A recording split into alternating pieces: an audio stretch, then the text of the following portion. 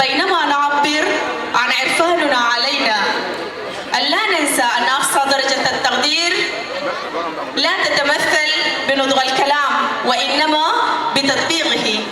شكرا لكم من الأعماق على الحضور المتميز الإعلامي علي العيسائي والإعلامي الشاعر حميد المزياني، فليتفضلوا إلى المنصة. مساء الفخر، مساكم إماراتي، مساكم سوداني، مساكم علم يرفرف فوق بيوتنا وفوق مؤسساتنا وفي كل بقعة في هالدار الطيبة. مساكم جميل، ومسانا نحن أجمل بحضور هذه الشخصية الجميلة اللي نحبها ولها محبة خاصة في قلوبنا، معالي الشيخ الدكتور سعيد بن طحنون. أقول اليوم ليلتنا غير،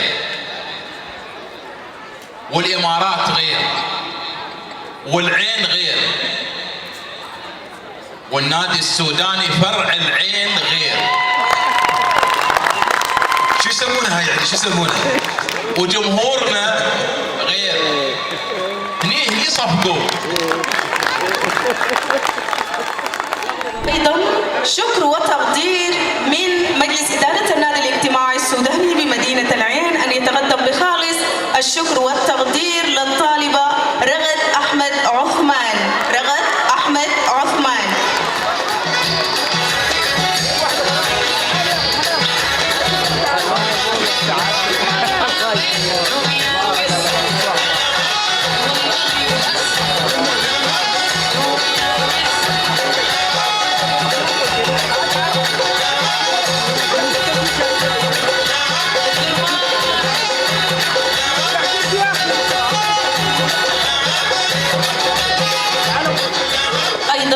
شكر وتقدير من مجلس إدارة النادي الاجتماعي السوداني بمدينة العين أن يتقدم بخالص الشكر والتقدير للطالبة جود صلاح محمد، وذلك لإسهاماتها الفعالة والإيجابية في الأنشطة والأعمال الطوعية التي نظمت من قبل النادي خلال السنوات الماضية. جود صلاح محمد.